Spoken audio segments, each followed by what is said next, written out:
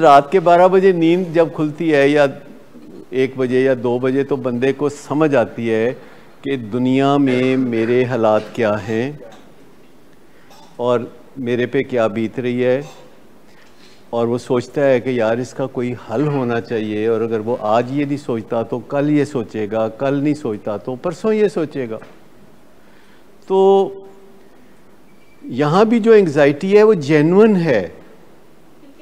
मतलब मुझे ये बताइए कि कोई बंदा जो कि नशे की बीमारी से रिहैब से आया है, वापसी में उसको एंग्जाइटी तो होगी।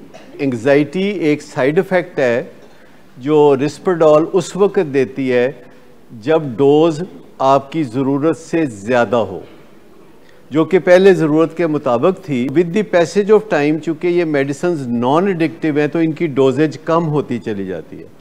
जो भी दवाइयाँ आपको यहाँ मिलती हैं तो उनकी जो डोजेज है with the passage of time कम होती चली जाती है। लेकिन मैं आपको बताऊं कि हमारे पेशेंट्स में एक चीज़ ये भी है कि किसी को जो हो रहा है ना वो मुझे भी हो रहा है।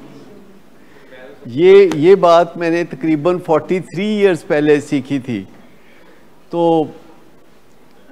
वो बात ये थी कि 43 इयर्स पहले हमारे पास कुछ 5-6 पेशेंट थे। तो मैं अपने ऑफिस में बैठा था तो वो पेशेंट कोई फिल्म देख रहे थे और वो एक पेशेंट आया और आके मुझे कहता है कि रोने लगा तकरीबन, और कहता है कि पारो दी माँ मर गई।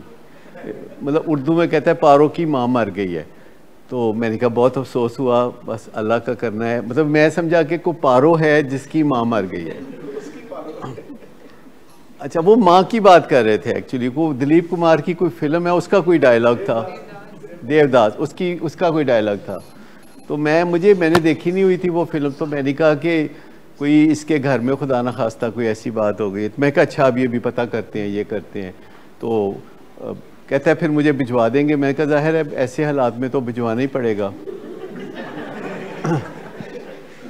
ठीक 2 मिनट के बाद एक और पेशेंट आया, कहता है डॉक्टर साहब पारो दी माँ मर गई।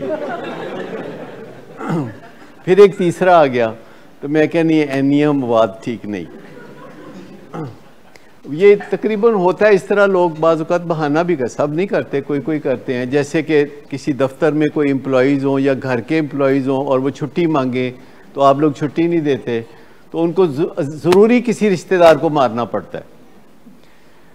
वो हमारे घर में भी जो मुलाजम या इधर हैं तो वो कोई ना कोई आके तो बताता है कि पीछे गांव में मेरा कोई भाई, भतीजी, कोई भांजी, कोई फलां फौत हो गया। और मैं दुआई मांगता रहता हूँ कि या अल्लाह खैर रखे ना सारे दे घर दे। हर रोज़ कुछ ना कुछ होया होता है। लेकिन वो होता नहीं, दादी, मेरी दादी फौत, कभी आपने नहीं देखा होगा कि कोई आके कहे मेरी नानी मर गई। हमेशा दफ्तरों में दादी मरेगी।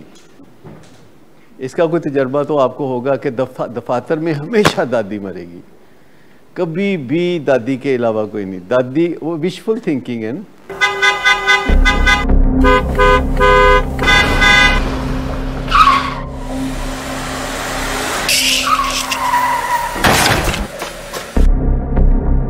घटिया इंसान, इतनी देर से गेट क्यों खोला? सोए हुए थे तुम क्या? सर मैंने तो मिनट भी बकवास ना करो तुम मेरे साथ। क्या कर रहे हैं आप? अब्बा जी घर पे हैं, नशे में गालियां दे रहे हैं। खुदारा होश में आए, क्या हो गया आपको?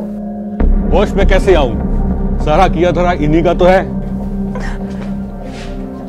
शराब नोशी की वजह किरदार की खराबी नहीं, मूड की खराबी है।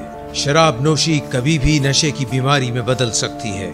नशे की बीमारी हर स्टेज पर काबिले इलाज है। मदद हासिल कीजिए, क्योंकि वो ऐसा नहीं करेगा। विलिंग वेज से मदद हासिल कीजिए, कहीं से भी मदद हासिल कीजिए, लेकिन फौरी मदद हासिल कीजिए। जिस मुआवजे के इंतजार में आपने बहुत देर कर दी, अब वो दस्तक दे रहा है। मदद हासिल कीजिए, मदद हासिल कीजिए, मदद हासिल कीजिए।